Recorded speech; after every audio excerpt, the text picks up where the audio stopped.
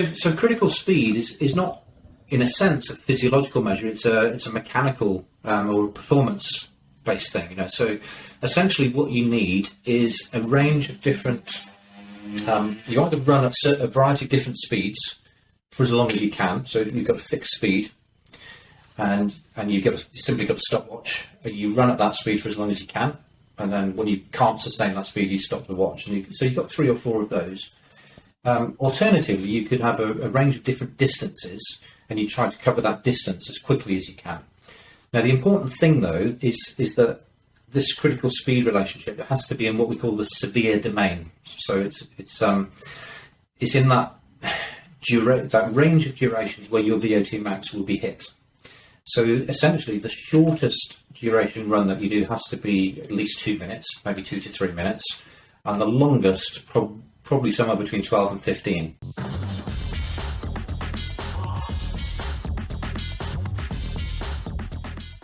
I am here with Andy Jones. Andy, welcome to the podcast. Thanks very much, Paul. Nice to be here. Fantastic. Well, I remember first, coming across you first, I think. I don't know. You were always one of the big players that were out there. It was VO2 kinetics stuff that was really, really big. I was reading a lot of your work on. It was a lot of VO2 stuff and thresholds and critical power and critical speed. And you've just you've had an interesting career, but it didn't really start in the academics, did it? Take us right back to the beginning. Really want to know sort of where your whole passion for your field came from when you're a younger fella. Yeah, well, I guess I'm not too unusual in this regard because I'm a failed athlete, like many of us are. So my ambition, I suppose, was I wanted to be the world record holder for the marathon or the Olympic champion or something like that, and it took me a while to realise that I wasn't going to be quite that good. So, but I continued to be fascinated by the limitations to human performance. Why is it that I wasn't going to be quite good enough, whereas people like Paula Radcliffe, I'm sure we're going to come on to her, and Eliud Kipchoge, did have those credentials. So I've continued that sort of scientific fascination. And so when I was a younger man, I just kind of discovered sport, and that kind of helped me create a bit of an identity at high school. And then I found that I was good at running, middle distances and eventually longer distances. And you start to get a lot of credit for that. And running is one of those things as well, where the more you do and the harder you train, the more you invest in it, the better you can do from it. And you don't need to be highly skillful, but as long as you're fitter than everybody else, you put in the hard yards and you do the graft and you get your just desserts from it. So that kind of appealed to me. And so I kind of got better and better at that, got to a pretty high standard as a junior. And I was sort of self-coached. I was sort of just devouring training science manuals and exercise physiology stuff, and I just found that really interesting anyway. And then the obvious thing to do at university was sports science. That was kind of a fledgling discipline. This is back in about 1988. That's when I started my first degree, and it seemed perfect. And there were some courses out there. There was one at the University of Brighton where they sort of sold the programme on the ability to combine the academic study with being an elite athlete, if that's what you wanted to do. So that was that really appealed to me. So cracked on and did that. But again, like a lot of people, as soon as you move out of your home environment, things start to break down. You start to get more illnesses. You pick up a few injuries. You don't, even if you're self-coached, you just still don't have those support structures around you. And it was that became my training became a bit more intermittent. I don't know, and gradually the sort of science started to overtake things. I got the opportunity to do a PhD in exercise physiology with a focus on endurance exercise and running in particular, and sort of just segued towards the academic and away from the athletic, but always still had that fascination with performance and wanted to sort of carve out that middle ground between the very academic. I still wanted to make contributions to science. And that really motivates me to find out something that nobody's ever found out before and publish it before. But also to be able to apply that. I still always had I can still see it from the athletes and the coaches' perspective. What is it that we need to know in order to get faster? And so trying to be there in the middle to answer those questions in the lab or in the field, but be able to almost immediately translate that information to the athletes and the coach. That's kind of what's inspired me, really, throughout my career, I suppose. Yeah, that's neat. I mean, the last person I had on was, or one of the last people I had on was Oyvind Sandbach, who's another editor-in-chief of IJSPP, and he had a very sort of similar thoughts as well, just about how the science has to try to support or bring out a little bit some of the observations that we're making in the field. So that's really, really cool. Question: we talked a lot about coaching stuff. You were self-coached. Did you ever move to any coaching yourself, or have you really just sort of stayed in the whole science and your experience as an athlete in sports science? No, I've not done any sort of formal coaching, but when you're an applied physiologist, and let's say, for me, my thing is running. So I come from a middle and long distance running background, and I work mainly with middle and long distance runners. And so being able to speak that same language and do that sort of translation and to talk about training, and you can do it with a degree of credibility, can't you? If you say that, looking at your physiological profile and looking at your training program, I would suggest that, in order to progress, you might want to be doing a bit more of this or a bit less of that. And, I wouldn't do that if I was working with a volleyball player, or even a swimmer, for that matter, because you just don't have that same level of experience. But the success I've had, I suppose, as a applied physiologist to running stems from my sort of integral understanding of running, both as an athlete and as a physiologist.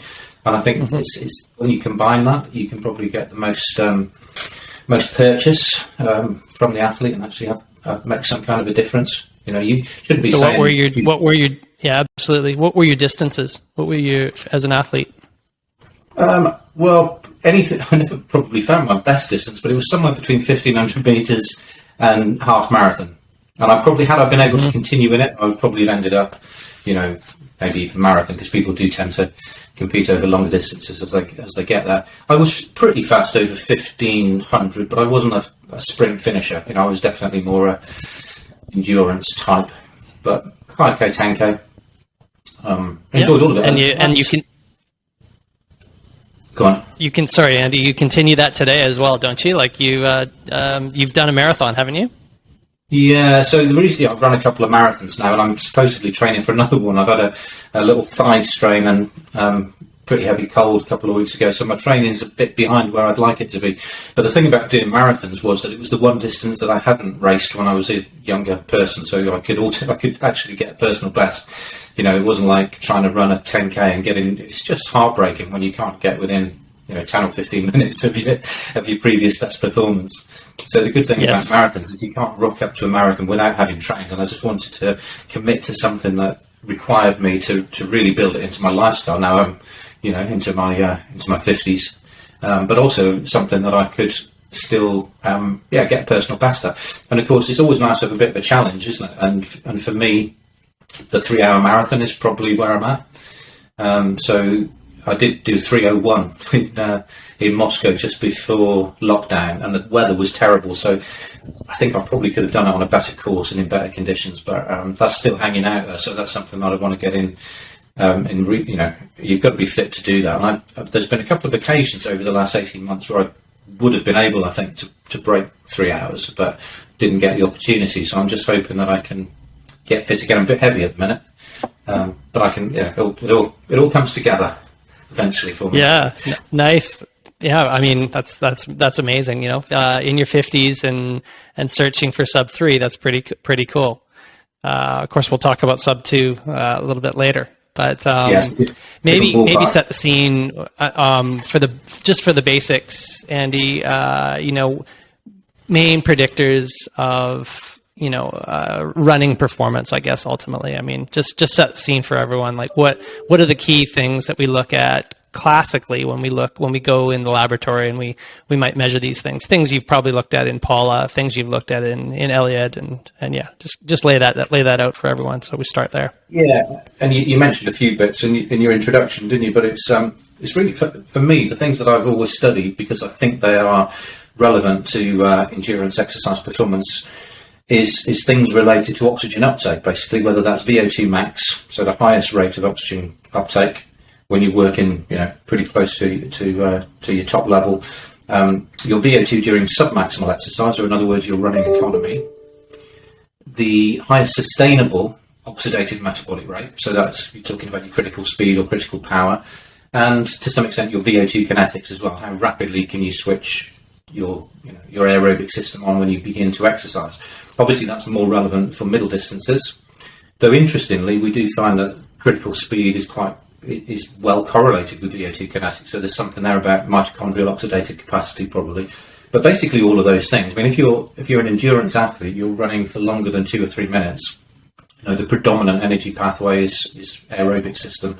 So being able to get a handle on each of those items, VO2 max, running economy, something to do with what is the highest sustainable speed in an oxidative steady state, so critical speed, if you like, or lactate threshold, or lactate turn point, really, because it's a little bit higher than that. VO2, all of that stuff, I think, comes into the mix. It isn't necessarily one of them alone, though. It's the combination of all of those which really determine which of those top athletes is going to win. So, I mean, with Breaking 2, for example, we measured all of those things in the 17 or 18 athletes that we evaluated to determine which ones we were going to select for the challenge. And if you look at their VO2 max and try to correlate that against their best marathon performance, there's no relationship. I mean, they're all relatively high, but some are much higher than others. Same if you look at running economy. Same if you look at lactate threshold. It's only when you put them all together in the sort of joiner equation, as you might term it, that it ends up being really, really predictive. So having a high VO2 max isn't enough if you've got terrible running economy, for example. So, it's that the one can compensate for the other. The combination, yeah. Well, I mean, why don't we just go right there? So I'll just read the summary just for those of you that might not be aware. But basically, on Saturday, May 6th, 5:45 a.m. in Monza, Italy, Eliud Kipchoge, Zersane Tadasi, and Lasissa Desissa made their brave attempt to break the 2-hour marathon barrier. And then Kipchoge went 2 hours 25, and then he was 240, I guess 240 faster than his personal best. And we'll just kind of leave it there. The other two didn't go quite as well, but yeah. So, and I guess I'll move right first of all to actually we'll ask a question. So continuing on with what you were just saying with your the thresholds, O2, economy, what were you sort of seeing in these guys in the lab? And how far, maybe even take us back, how far back did you start to measure some of these things? And then how are you sort of helping the coaches and advise the training plan? Yeah, so the race was 2017. I think Nike got in touch with me. It could have been as much as 2 years beforehand when they were starting to think about this. So myself and people like Mike Joyner and others have been sort of starting to think about this whole feat and speaking about it at international conferences for a little while, because the world record was getting was getting closer to 2 hours. Somebody had run 2:02:57. So you start to speculate about when might this happen, not if, but when. And what are the things that might need to be put in place to give the athletes with the physiological capability the best opportunities to do it? And I think Nike thought, well, actually, this is a real good opportunity, which you would, wouldn't you? Because they sponsor most of the top athletes anyway. And it's like, well, I wonder if we could put on a show where we actually give the athletes the best possible course, the best possible environmental conditions, the best possible scientific support. Think about all the factors that limit a top athlete's ability to run as fast as they can.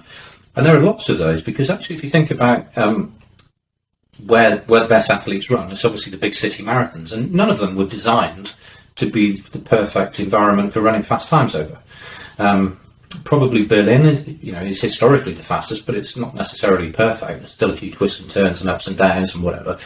And of course, the best athletes can afford to avoid one another. One will do Chicago, and another one would do London, another one would do New York, and whatever.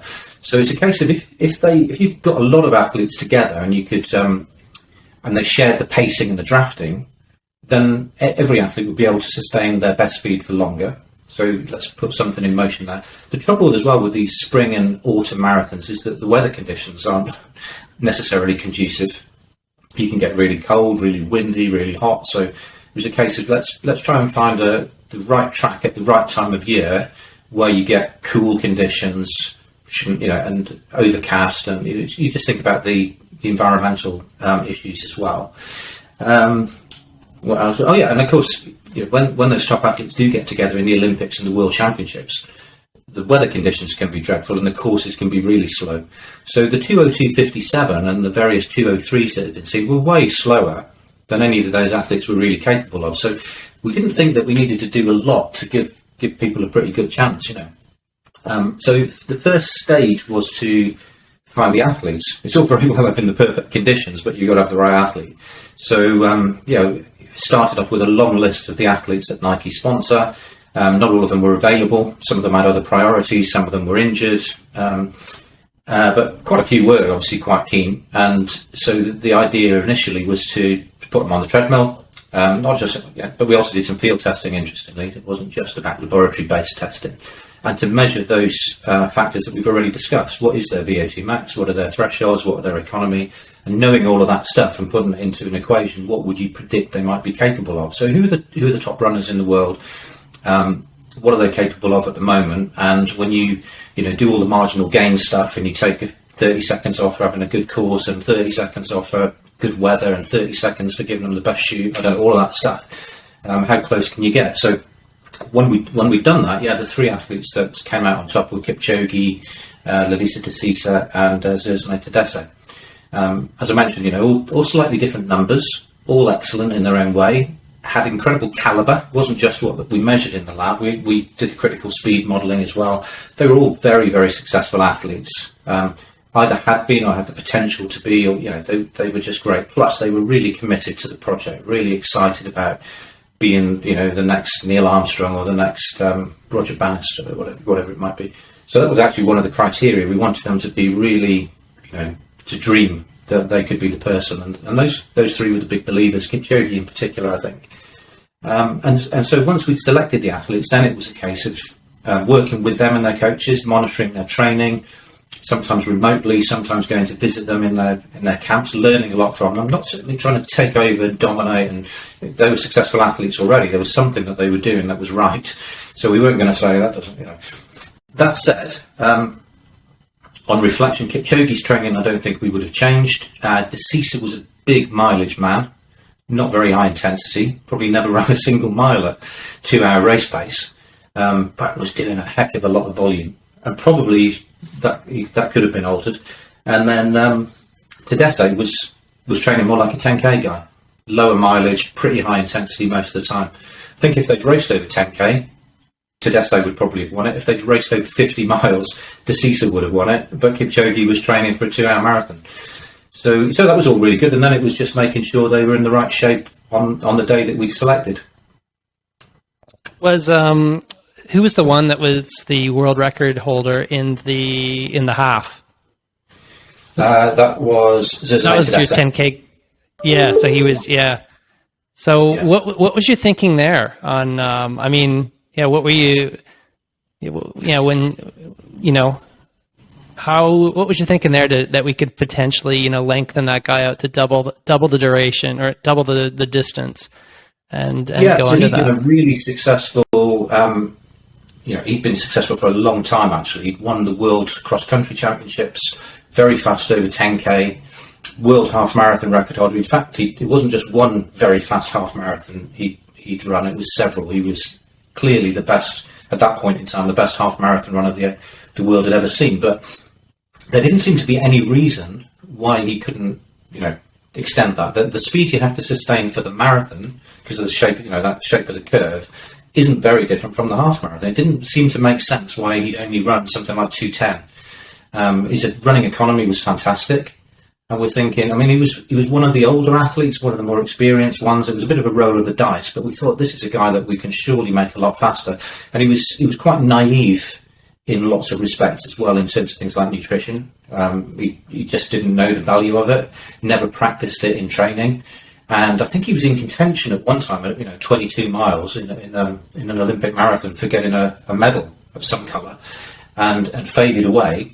And despite terrible conditions, I don't think he drunk a drop during the entire race. And you think, well, yeah, and the penny dropped when we started to talk to him about muscle glycogen and carbohydrate feeding and hydration and heart rate and all that kind of thing. So we thought, this is a guy that we could really make a big impact on, even if he doesn't run 1:59. He can probably go a heck of a lot faster than he has already. And you just didn't know what the scope of it really was for him. So yeah, we wanted to include him. Just for clarity, Andy, was he the volume guy or the intensity guy that was really fast over 10K? The intensity guy, yeah. Yeah, okay, that makes sense, yeah. He sort of continued to train like a 10K to half marathon runner. So that was probably one of the other reasons why he perhaps hadn't translated his clear talent to the longer distance. Yeah, I guess if you could have that one again, maybe, and if you were a little bit more involved with the team as whatnot, you would suggest a little bit more volume and an adjustment of the nutrition practice potentially. Yeah, we certainly tried to change the nutrition, but it's it's not something you can fix in a few months. It's something that you have to kind of commit to quite a long time. And they did, and I think that even Kipchoge, he was the most informed on nutrition in the first place. Still had a lot to learn, and we introduced quite a lot of that, and he improved substantially.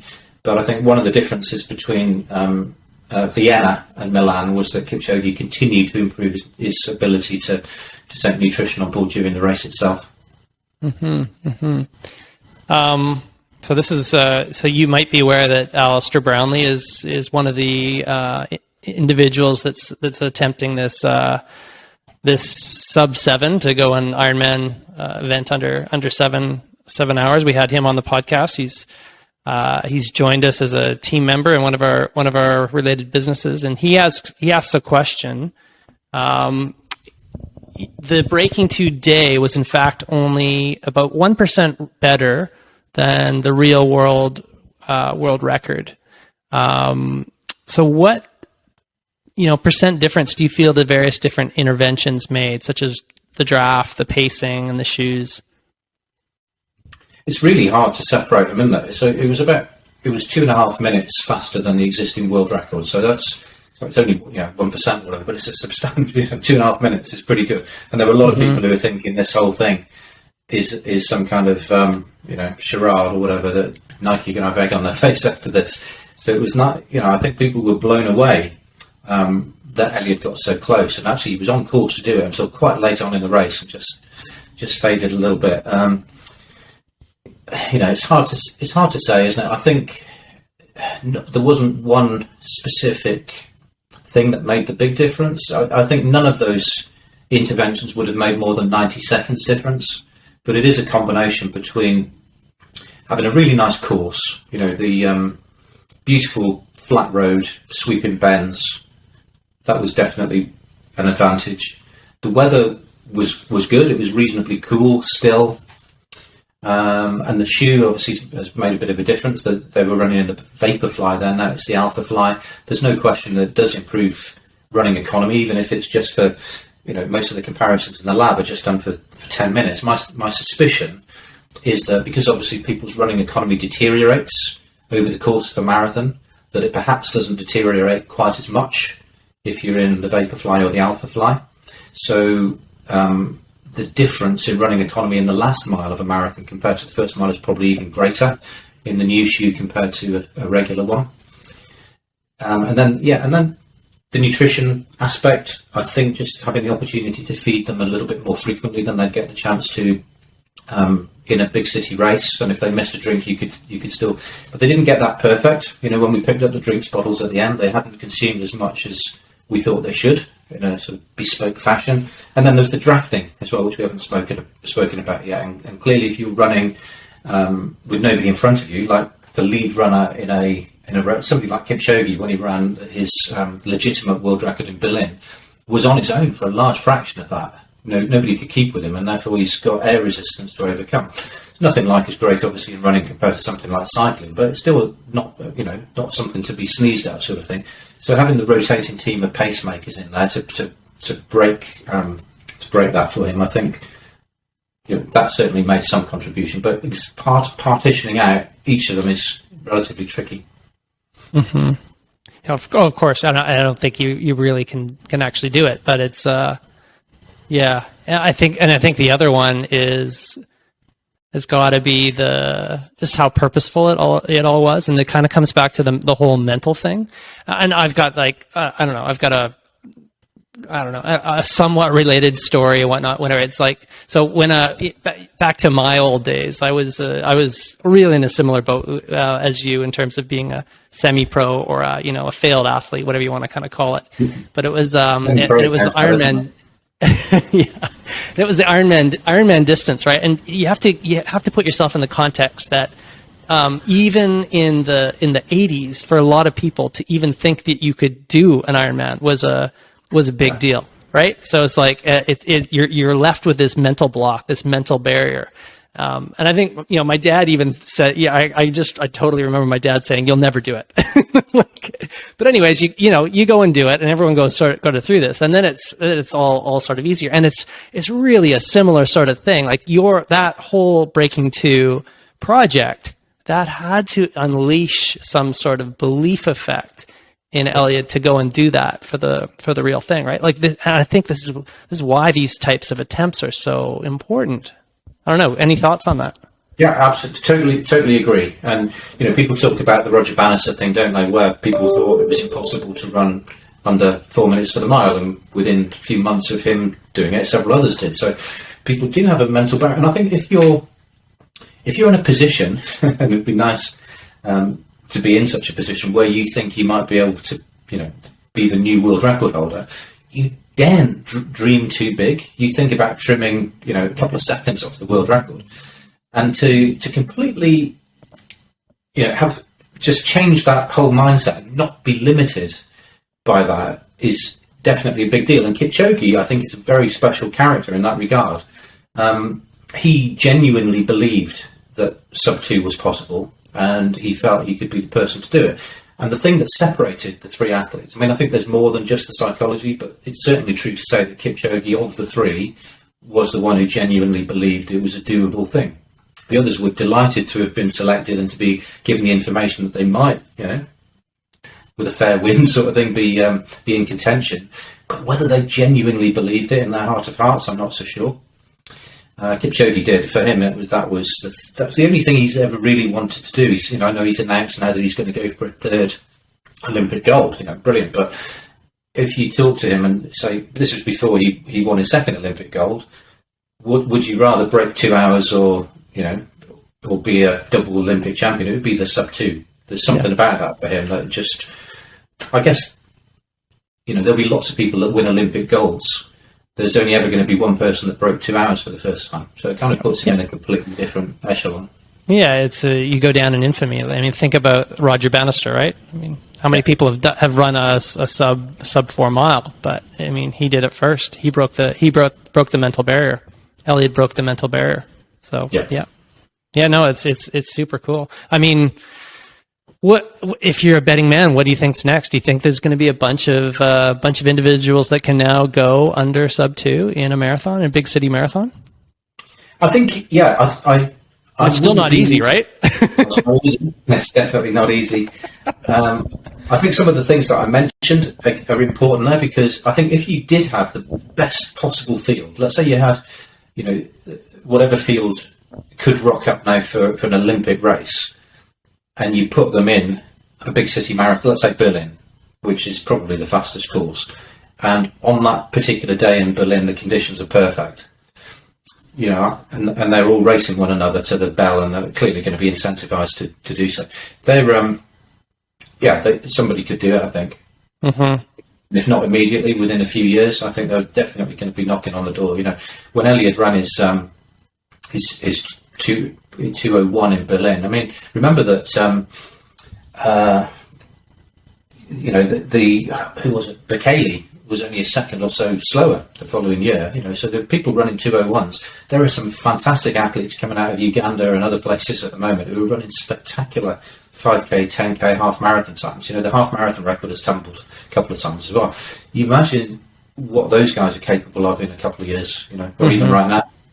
So yeah, that makes sense to me too, right? I mean, you almost want to have that top speed sort of first a little bit, that, you know, that turnover, and then you kind of lengthen it out, right? Like make those muscles more fatigue resistant ultimately, and hang on to the resiliency and the you know, in the musculoskeletal you know, motor pattern and whatnot, and continue to develop the whatever you want to call it, the stretch, you know, elastic recoil, stiffness and whatnot of the whole area.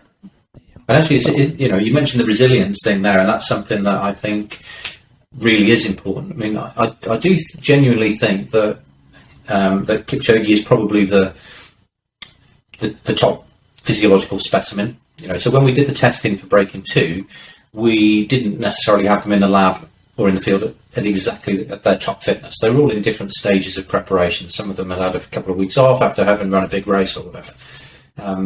So we weren't necessarily comparing like with like. And Kipchoge, while he stood out on some variables, didn't stand out on others necessarily. And of course, you have to also bear in mind that a few of them have never run on treadmills before. It's all a bit alien to them. You try and habituate them as best you can. And that's why we did some of the field-based testing as well, to see when you run at 21.1 kilometers per hour, are you still in a steady state or not? You know, and do you have extra gears beyond that speed?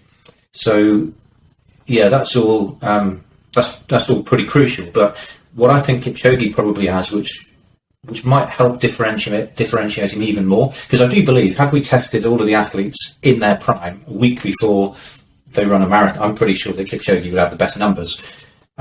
But it's not just the numbers on the start line. You know, as I hinted at already, things change over the course of a 2-hour marathon. If we could measure your VO2 max and your running economy and your threshold at the end of the race, the numbers are likely to be a bit different. But I suspect that his fitness deteriorates less than anybody else's. I don't know why. You know, I think that's the $1 million question in physiology at the moment. But he does seem to be more fatigue resistant, more resilient. His technique seems to hold up better than most. He looks just as fresh in the last mile as he does in the first. You know, and why is that? And just going back to your previous question, will we see more sub 2-hour runs?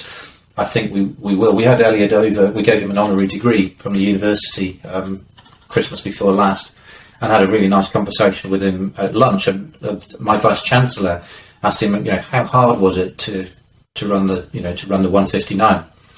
He basically said it was quite easy. You know, so and if you saw him accelerating over that finish line, completely, looking as fresh as a daisy. You could believe that was true. I think he probably had at least another minute in him that day. Didn't want to throw too much caution to the wind on it, but that 159.42 or whatever it was well within his compass. So maybe he could have run one high 157 or a low 158 that day. Yeah, it's amazing. It's hard to believe, but I totally know what you're talking about. It was he was in a steady state ultimately, right? But just going at a speed that mentally we're just not used to believing is possible. But that's what he was doing. So I really want to get. You've mentioned a couple of times, Andy, the field testing that you were doing on the guys. Can you? I mean, and this might kind of lead into your critical speed power stuff. I'm not sure, but can you tell me exactly what you were doing with the guys in the field? Because that's really where things need to go. We need to be bringing our lab out into the field so we can affect more people and they can get more insight. Yeah, essentially all we did was take them to the track. So the testing either happened in Portland, Oregon, where Nike are based, or they were in Exeter. And we went to the local track. So there's a track on the Nike campus. It's the Michael Johnson track, and then we had Exeter Arena here. So the day after they'd done the lab test, we took them to the track, and it was straightforward. We just asked them to run 2 miles, where they ran.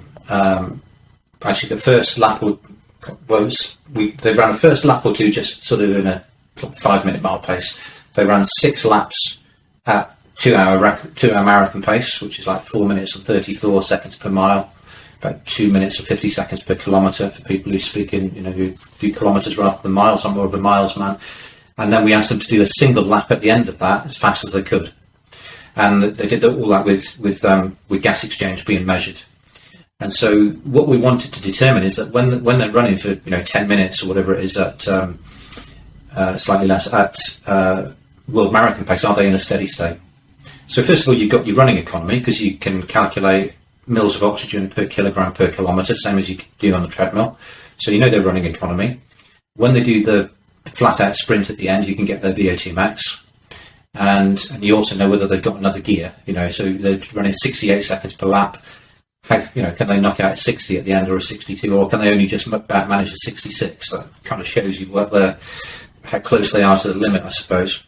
And if they're in a steady state when they're running at that speed, then they're clearly below their threshold or below their critical speed. Whereas if you've got a slow component and the VO2 is rising with time, over that 6 laps towards the VO2 max, then that's not, at that moment in time at least, for their current state of fitness, that's not a sustainable speed. So you do want to see a very flat VO2 profile over time to know that they're below critical speed. And what we know now, of course, is that critical speed isn't a static parameter either. It will gradually fall over the course of a marathon. But at least for that early in the race, they're below their critical speed, and it should be sustainable for a reasonable period. If they're above critical speed, because you've got a VO2 slow component, an increase in VO2 with time, despite the speed remaining constant, then they've got no chance whatsoever. They probably couldn't even run a 10K at that speed in their current state of fitness. Yeah. So you've been talking a lot. That's cool. So you've been talking lots about critical speed and critical power. Maybe you better define that for us, and then maybe you can also move on to allude to I know you've done a study fairly recently where you kind of compared laboratory measures of maximal lactate steady state and the critical speed, and I think the field stuff might have come out even better. So talk us through that story if you can. Yeah, well, so critical speed is not, in a sense, a physiological measure. It's a mechanical or performance based thing. So essentially, what you need is a range of different. You either run at a variety of different speeds for as long as you can. So you've got a fixed speed, and you simply got a stopwatch, and you run at that speed for as long as you can. And then when you can't sustain that speed, you stop the watch. So you've got 3 or 4 of those.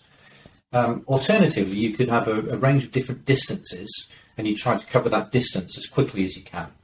Now, the important thing, though, is that this critical speed relationship has to be in what we call the severe domain. So it's in that range of durations where your VO2 max will be hit.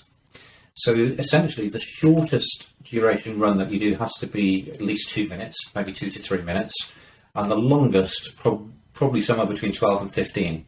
So if you could get a range of speeds or distances where the time to exhaustion or the time to complete was, say, 2.5 minutes, 5 minutes, 8 minutes, 13 minutes. So then you've got 4 speeds and times and speeds that falls within that range where VO2 max is going to be hit by the end. So you've got a slow component or whatever. But if it's any shorter than that, the relationship doesn't really hold so well. And if it's any longer than that, then it doesn't either.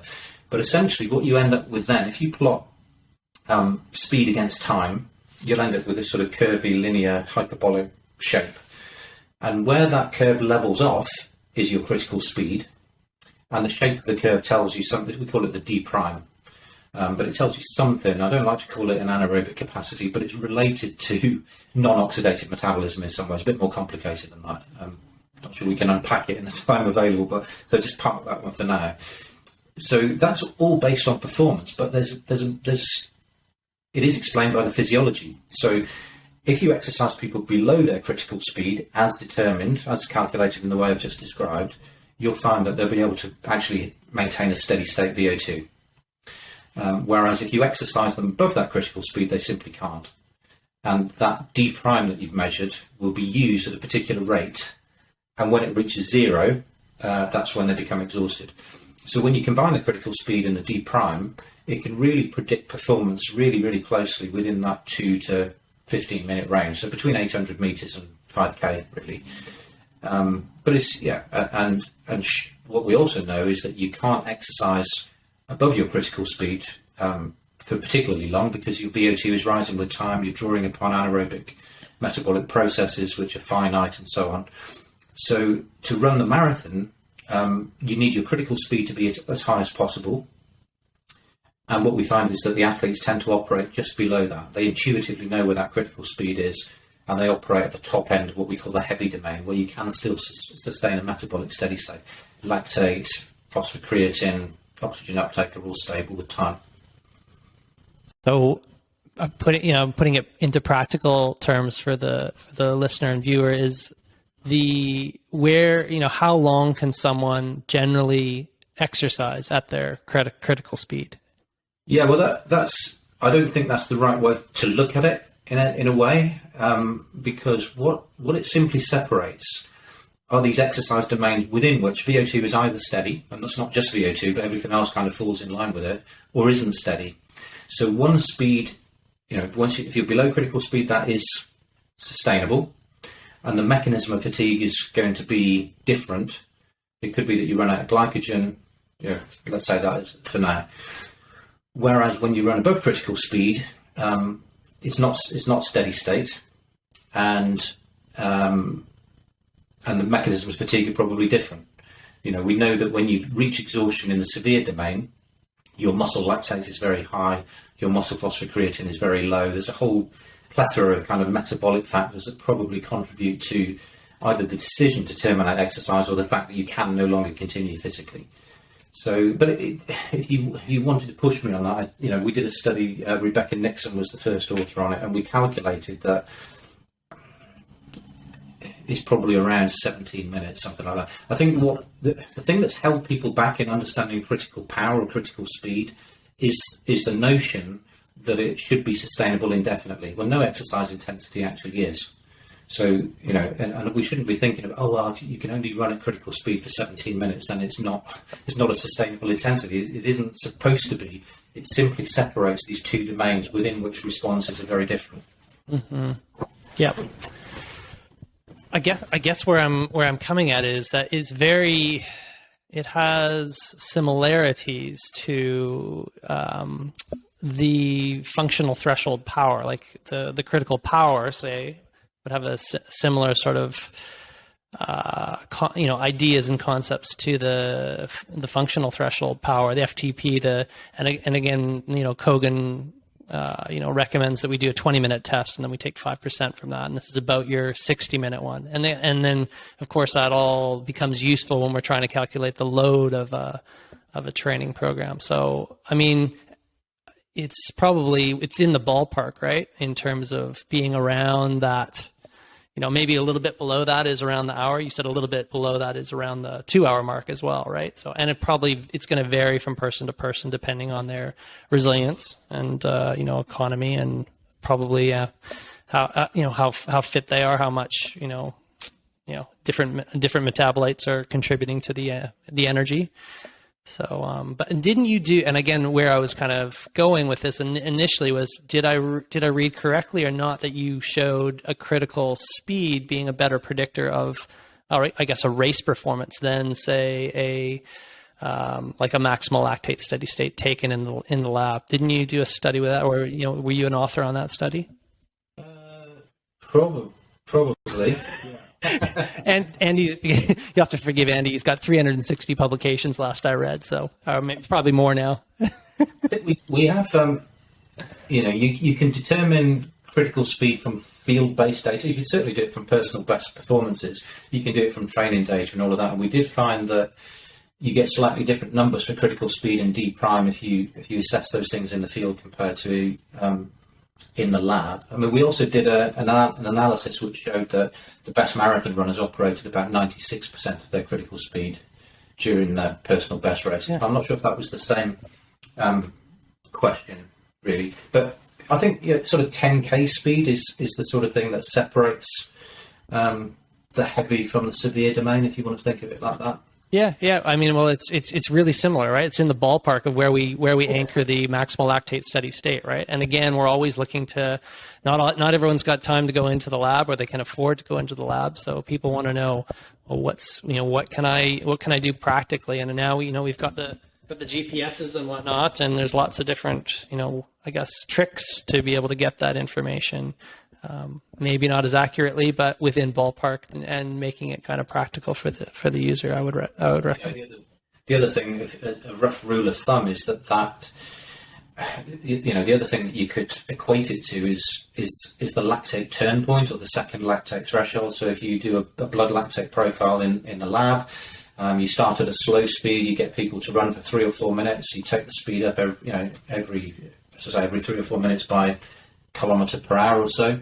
You find that lactate is pretty flat, very close to resting levels for a few speeds, maybe 1 or so millimolar. Starts to drift a little bit above that baseline. Couple of stages later, and you'll find that there's like a kind of sharp change. We call that the lactate turn point, and that is a rough estimate of both the maximal lactate steady state and the critical speed. They're all interrelated to some extent, and we find that second lactate threshold corresponds generally to 85 to 90% of maximal heart rate. Yep. And that doesn't seem to change very much. So in the long period of time during which I've worked with Paula Radcliffe, the speed at that lactate turn point for her, increased massively, but the absolute heart rate at which that occurred at, and the fraction of the maximum, really didn't change very much. So you get, simultaneous muscle metabolic and cardiovascular adaptations, which mean that threshold heart rate actually ends up remaining quite similar over time. Yeah, cool. Perfect segue. That's what I wanted to talk about, Paula, as well. So maybe start with the story on that. So Paula is one of the most successful marathon runners, world record holder of the era, really. Did something very special. Was it 2006, 5, 6? When did she do that? It was like a 2:15, I think she did. Yeah, 2003, 2:15:25. Yeah. Yeah, incredible. And you were advising on that project? Yeah, well, I was doing my PhD then. I was at the University of Brighton doing my PhD.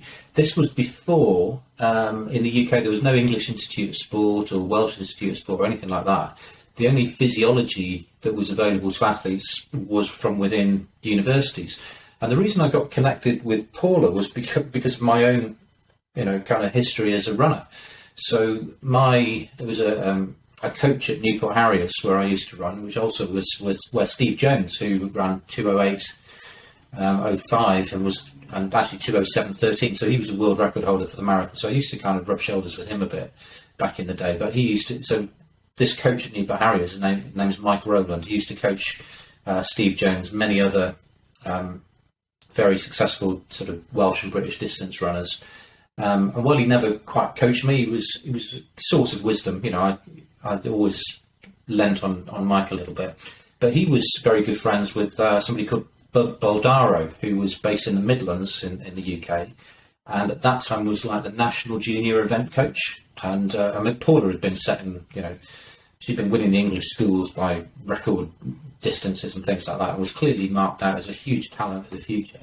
But something had kind of gone wrong for a couple of races. She just wasn't running.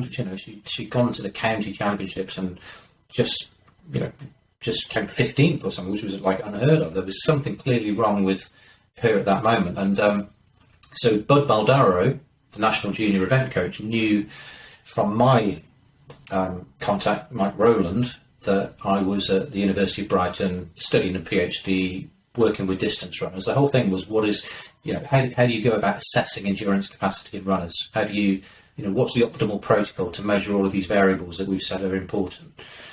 And it was suggested to Paula and her coach that maybe she was in Bedford at that time, and it's not very far from Eastbourne, the University of Brighton.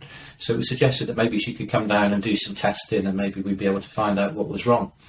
And we did find out what was wrong. She was actually iron deficient anemic. So she didn't do too badly on the treadmill, interestingly. But you do some other measurements. You measure lung function, and you measure vertical jump and all sorts of things. We typically just do a fingertip blood sample, and her hemoglobin was quite low, and it was like, well, maybe there's something in there. So maybe you should go and see your general practitioner, have some more sophisticated blood tests done, which she did have, and it confirmed that she had an iron deficiency, anemia, and got that fixed. And she went, within a couple of months of that very first test, and she really wasn't feeling confident and wasn't running as well as she might.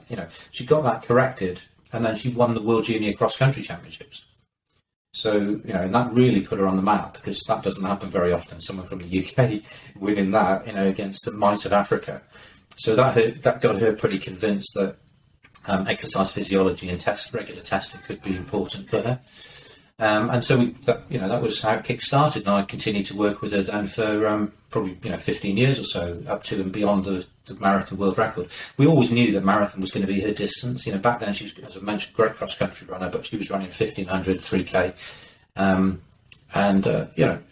just forged a relationship with her. I was used to doing the exercise testing. We landed on a protocol that really gave us rich information on an athlete's fitness. I was able to look at where his strengths and weaknesses were. Obviously, I was still running a bit, but it wasn't too far from my glory days myself as a runner. And I was able to look at his training and make some recommendations. I certainly didn't do any coaching. I didn't take over that by any means, but I could give her and her coach some pointers as to sort of things that she might want to do. And every sort of 3 or 4 months she'd come back and she'd be slightly better than the time before, and something would have improved and something would have been pretty similar. And it's like, well, let's try this now. Let's tweak something different. And she just kept progressing, got faster and faster and fitter. And I wasn't surprised that she ran 2:15 eventually. And actually, you get to know athletes so well that you can predict what they're capable of. So when she made her marathon debut, she'd come down in a physiology test results were better than they'd ever been, and looking at her lactate threshold speed and putting the numbers into the equation that we discussed earlier on, I'm thinking, Paula, you could probably run about 2:18 on your debut, which would have, and because I've been able to predict her 5K, 10K and other performances previously, she got a lot of confidence from that. Yes. And went out and ran 2:18. And then 6 months later, her fitness was a little bit better. I looked at the numbers, I said, this is probably a 2:17. And she ran a 2:17, and then she came back just before London, and I thought I thought it was a 2:16, and she went even better than that and ran the 2:15. But the error in the prediction was pretty small, really. So I think there's the physiology aspect of it, but when you've had that long relationship with a runner as well, and you know their physiology well and they trust your judgment, there's a huge confidence aspect to it. We touched on some of the psychology with Elliot and the belief factor, but Paula went into those races knowing exactly what she was capable of, and just blew people out of the water. And I remember when listening to Paula on that 2:15 day, and the commentators going, this is crazy, she's gone through halfway, surely she can't maintain this speed. And she actually accelerated. But people just thought this is madness. She'd blown the field away within the first 10K and ran the whole thing solo. But just had it's one of those dream days, where you have a runner's high within a race. And it was brilliant. And the fact that it lasted as long as it did, just until last year, wasn't it? I think, shows you how spectacular a performance that really was. Yeah. No, loads of reflections in that. That conversation there, Andy. I've got an athlete I work with, Andy Busher. He's a top triathlete, and he just did a test and blew the test out of the water. But it's just like to your point, that is it's not the test per se, but it's the belief that gives him now. Like, he wasn't going to do this big race kind of coming up, but it's like all of a sudden it was like, oh, it all all that training block, it all kind of came together. Oh, my results are better, better than when I won this X race kind of thing. So now he's got the confidence, like, yeah, now I can do it, So yeah, and I think it's really where, we as practitioners or scientists, when we're doing that type of work, we really have a place in the program. When we do those tests and we can show and make those calculations, like. Yeah, so it's pretty sweet. You have to be sort of aware of your responsibility there, the kind of power that you have over an athlete's belief. So you have to choose. You have to choose your. Well, you have to be honest, and the results are what they are, right? But they can be leveraged the right way, right? Yeah. Or if they're bad, then you go back to the drawing board too, right? Well, why are these bad? That's Absolutely. Yeah. Another question from Alistair. And this is on Paula, but again, you were kind of around the program, and he's wondering, what made her that special, How was her approach, different to the rest at that time? Is there anything that you kind of observed about Paula that you could recommend for others sort of seeking it? What was her approach like?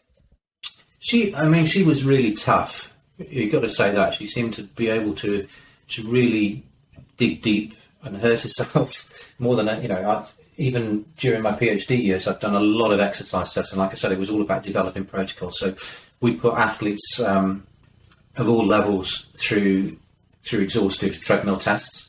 And back then, at Brighton, we were using Douglas bags rather than metabolic carts. So we had these Douglas bags on racks that kind of went around the room, and then you'd have to take a little a la carte and sample that, run that through the gas analyzers, evacuate the bag, and then plug it. So it was all kind of old school.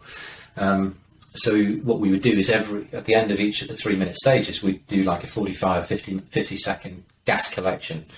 And you didn't want to use up too many bags, because the amount of offline analysis was so. But you get to the point where you see people go through. You see their facial expressions change. You watch their biomechanics change, and you know that okay, this person is coming to exhaustion now. And you've got the heart rate and the lactate data all happening as well. And you go right. This is going to be the last measurement. Let's make sure we get good final Douglas bag collection.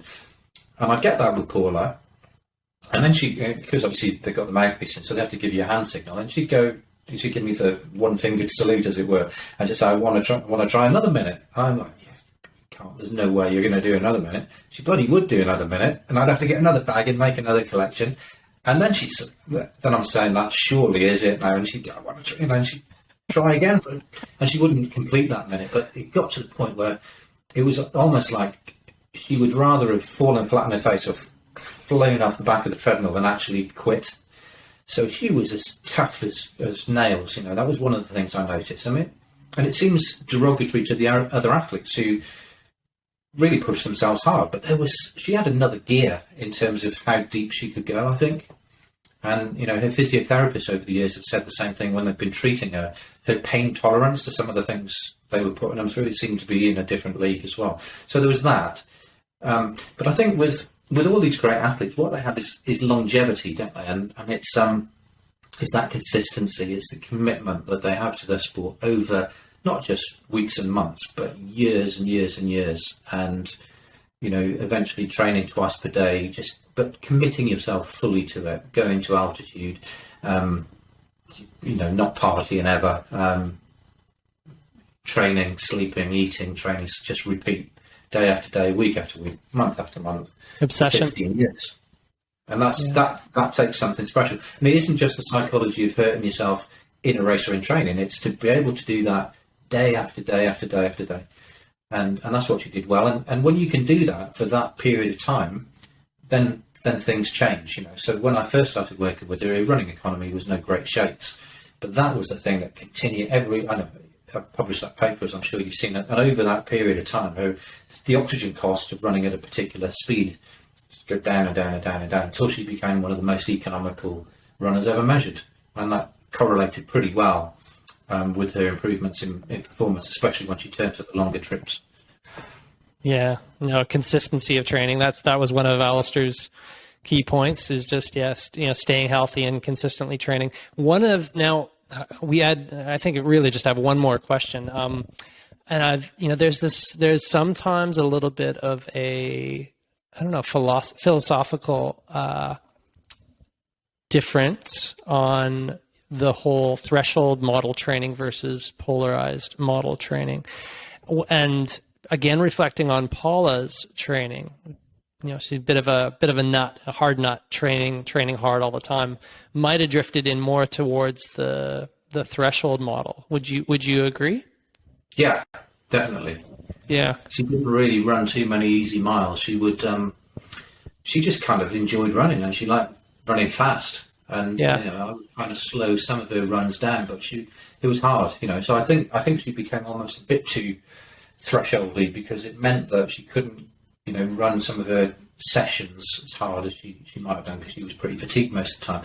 That said, the approach that she took can't have been too far off the money, right? Because she ran as fast as she did. But No, I'm. There's an exchange of views in just been accepted in MedSci Sports and Exercise. I don't know if you've seen that yet, but my view certainly is that polarized has been popularized almost a bit too much. It's been sort of I can see it has a place. I think middle distance runners in particular, there's not really any need for them to necessarily train at threshold speed. Tapering and so on, that there may be periods in an athlete's overall program where it could be beneficial.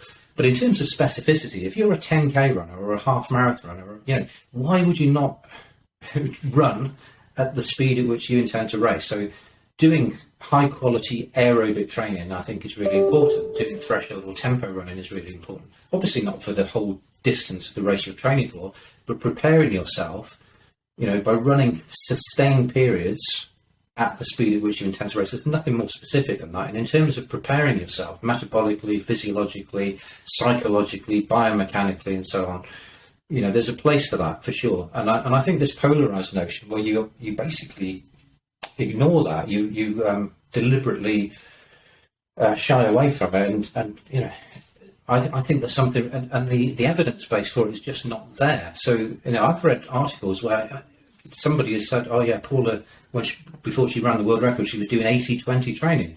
Was she? Hell, she was probably doing 5-70, 5-20, something like, with a bulk of it in the middle. Not necessarily, sometimes she would run tempo, which is just above critical speed, but when she wasn't, she was running at speeds very close to a critical speed, just below that. And that kind of develops a huge amount. It's a very high quality aerobic training stimulus, I think, if you can handle it. Mm-hmm. I think that was the secret to her success, really. Yeah.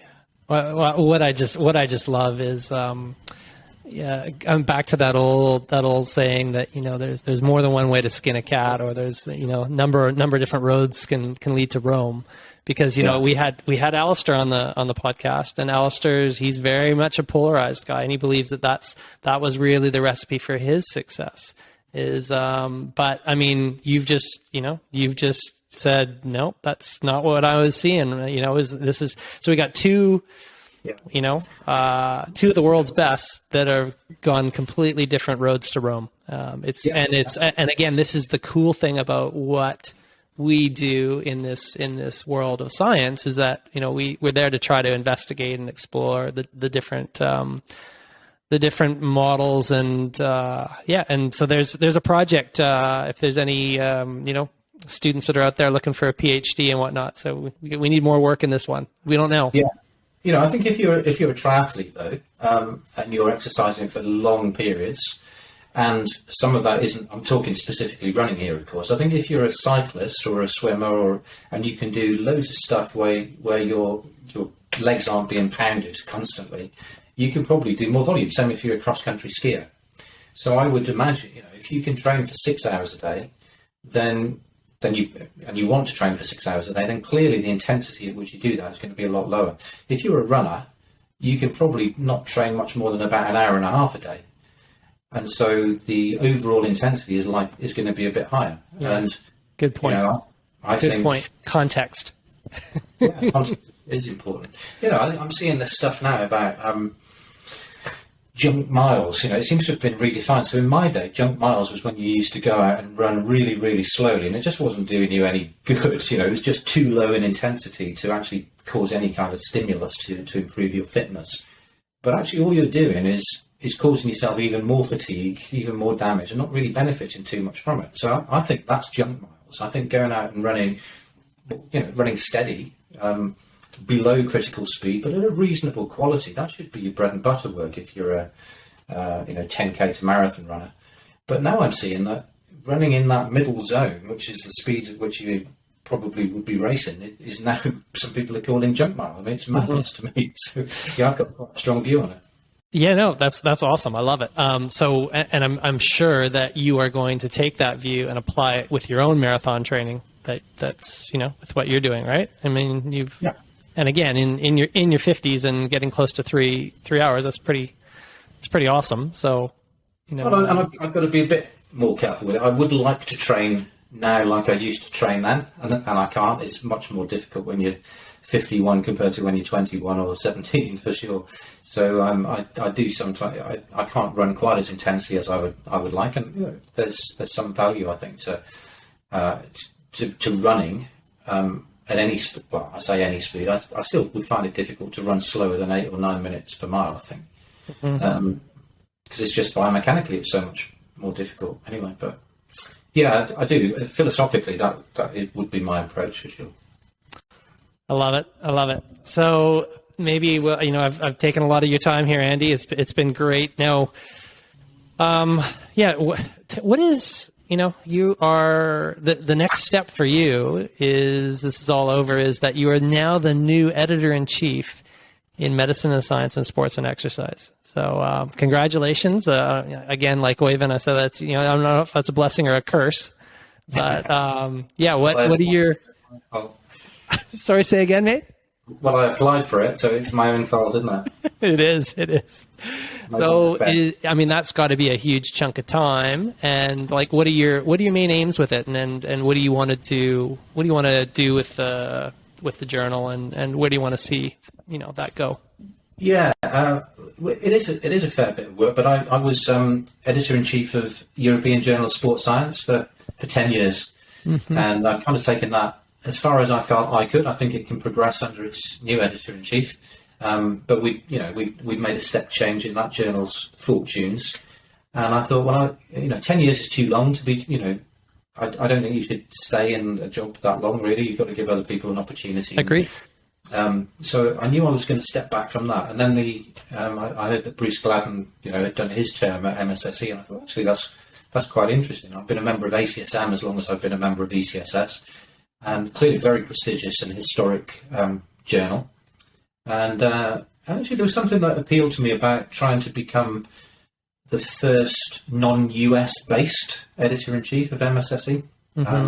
That's because publishing these days in science should be international, shouldn't it? It shouldn't. And MSSE and ACSM do like to think of themselves as world leading societies and publications and such like. So I just thought it would be an opportunity just to widen the scope a little bit. There's no reason, especially these days with all the technology like we're enjoying today, why you can't do that stuff from further afield. And so it's proven. Yeah, so I've been doing that job about 6 weeks now. I've got a few other things happening at the moment. So in the UK we have something called the Research Excellence Framework. I don't know if you have something similar in Canada, and they have something like it in Australia, but basically it's a government thing where every 6 or 7 years the quality of research in departments, including in sports science departments, gets evaluated by a panel of experts, and then that leads to the top departments get more funding in the future. So I've been involved in that. That's just winding down. I couldn't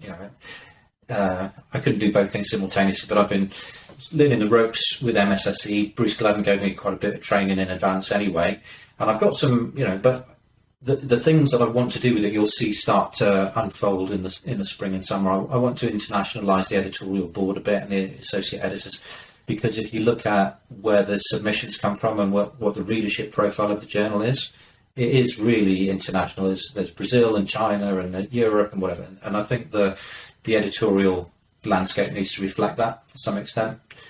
And I've got a bunch of other things that I'm keen on introducing as well. The social media profile of that journal needs to improve a bit. I think it's a bit lagging compared to some other journals, including EJSS. That's got a very. I think authors just that they want. There are other ways by which they want to promote their work these days. Video abstracts and infographics and interviews and that sort of thing, and using social media channels just to popularise. That's not really the word, but to disseminate. Yeah. I mean, everything's a reel or a bit now, right? Yeah.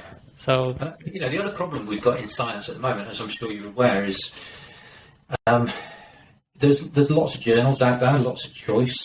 Some of them are higher quality than others, but getting people to accept to review papers has become, thanks for doing that one that I asked you to do the other day, but it's getting harder. All the editors are saying, I can't get people to agree to do this like I used to, and it's like, and I think it's because I think people, the academics see the journals or the publishers making a lot of money, because the author pays sometimes to submit their article, to publish their article, and nobody's, that money doesn't flow back to the academics. The academics are doing the research, paying to have it published. The academics are doing the reviewing of those papers and not seeing so trying to address that in some way, trying to put some, I don't know exactly how we're going to do that. That's a struggle for us all at the moment, but it's something that needs to be rectified, I think.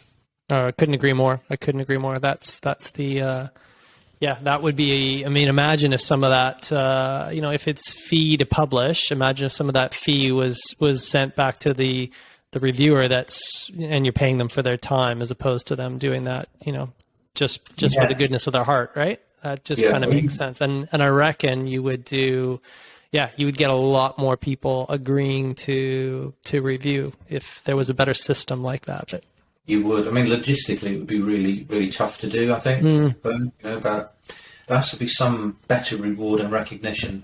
Exactly. Yeah, it doesn't have to be financial, but there needs to be something. There needs to be some carrot, right? Yeah, the thing that frustrates reviewers, I think, at the moment is they can spend a lot of time, providing constructive feedback. And actually, it might even be the case that they don't think the paper is worthy of publication. And actually, they might be doing the authors a favour in that regard, if that's their genuine expert opinion. But to do a review on paper is a commitment. It takes a lot of time. Yeah. And if you then find that paper ends up being published unchanged in a different journal 3 weeks later, you think, what the heck was the point? Mm-hmm. And we're seeing that more and more because there are plenty of journals where you pay your fee and you get the thing published however you want it published, and there's peer review, in quotations, but it's a light touch to say the least. So that's a bit of a frustration, I think, for most people. And again, that's the direction of travel at the moment, and it's a bugbear, and I'm not sure how we fix it, but it's a tricky challenge for us going forward. Yeah, totally. It's interesting how your comments totally mirror that of Oyvind Sandbach, editor-in-chief of IJSPP, where he said that it's almost a gift sometime to reject a paper. That's what friends do for one another, but it's done in the right way and providing good critical feedback too, right, to make the paper better. But it is unfortunate when it gets flipped over to a paid journal. Yeah. So yeah.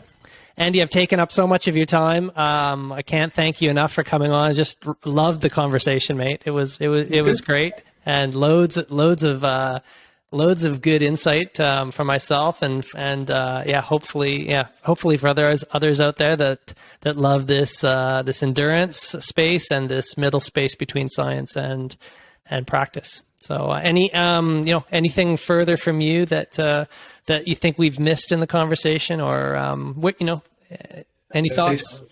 Pretty wide ranging, wasn't it? Yeah. I'm keen to hear from you about the 7 hour breaking 7 or whatever you want to call it. At some stage. They just announced the date, so it's going to, and it's very, taking a lot of pages out of your book with Breaking 2, Nike's book, where the course was just announced. It's a course in Germany at a racetrack, and it's going to be in June, and a range of dates too. Again, all that the weather is so key. So it's we're enjoying working with Alistair and trying to contribute to his day where hopefully he's going under 7. We'll see. Excellent. Yeah, well, good luck to you Andy, all. where can people find out more about you? I guess Twitter. Twitter is the main thing. I'm at Andy Beetroot on Twitter. I sometimes put things on there. I don't engage with it quite as much as I used to, actually, because don't have time, and there's a lot of people who want to start arguments with you sometimes. But absolutely, that's probably a good place to start. Okay. Fantastic, Andy. Well, again, thank you so much, mate, and all the best with everything. And we'll look forward to great work with MSSE. Thanks very much. Thanks, Paul. Take care.